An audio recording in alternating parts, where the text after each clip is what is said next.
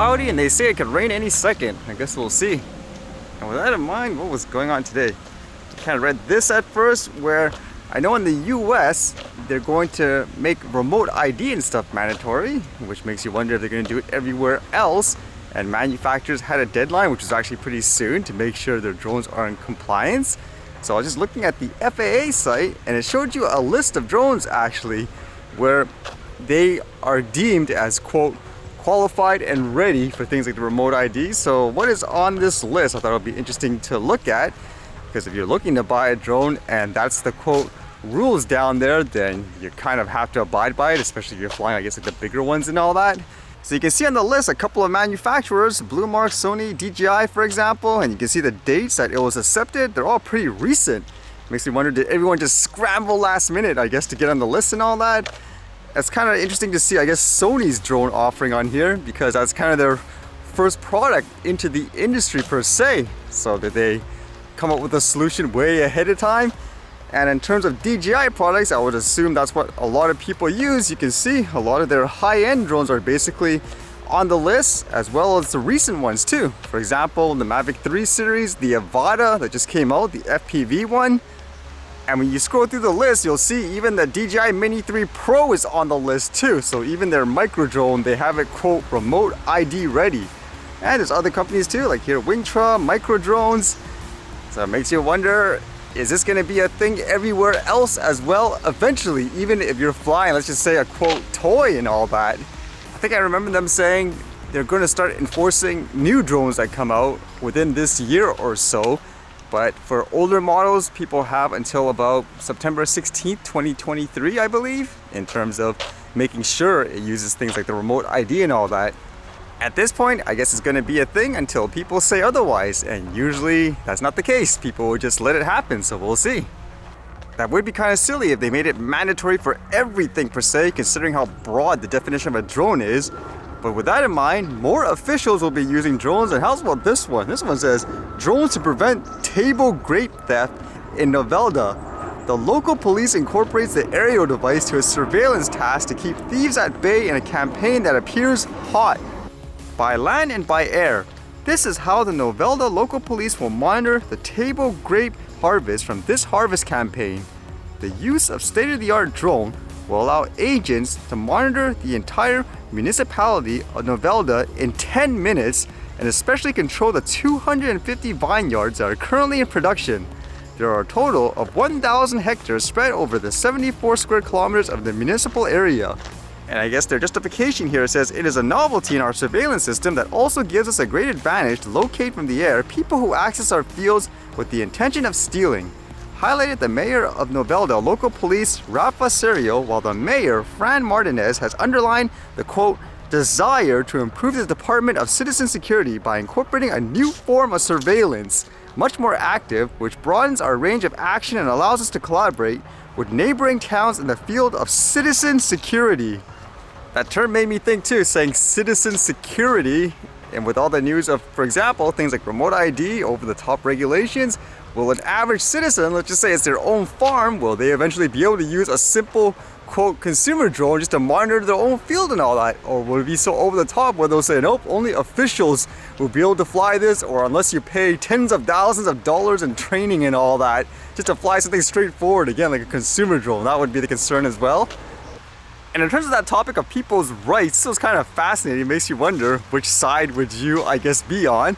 It deals with that story of the producer Harvey Weinstein, where he was accused of sexually abusing a lot of people while he was a really big producer and all that. And apparently, I guess, while in prison, one of his teeth is going bad, so he has to pull it out. But in saying that, apparently he doesn't want it just pulled out. I guess he wants to place it with a veneer or something. And it makes you wonder, does he have a right to do that in this case? This one says, Harvey Weinstein begs judge to stop prison dentist from pulling his rotten teeth.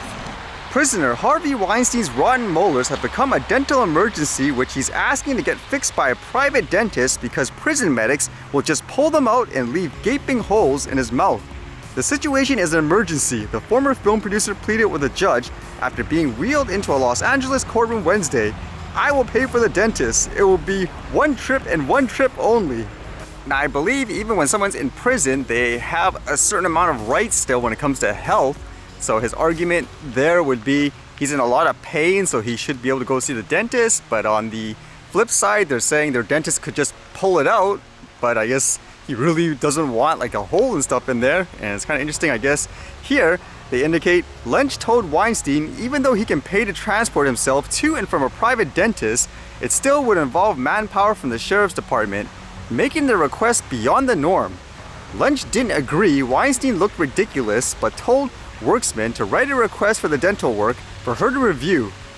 So who would you side with there? Because technically, I guess if they pulled it out, then that would solve the pain and so forth, but would you agree he should be able to do that, or no? He should stay in prison still, and basically, I don't know. If he feels he looks ridiculous in that way, then that's too bad in a lot of people's opinion, but what would you say in that case? Does he have the right to go to a private dentist or no?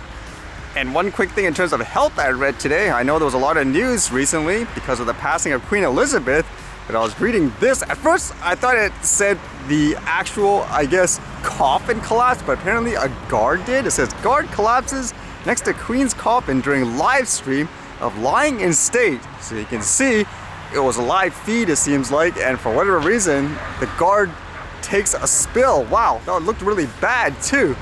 I don't know if he's okay and all that, but just in general, it makes you wonder what happened there.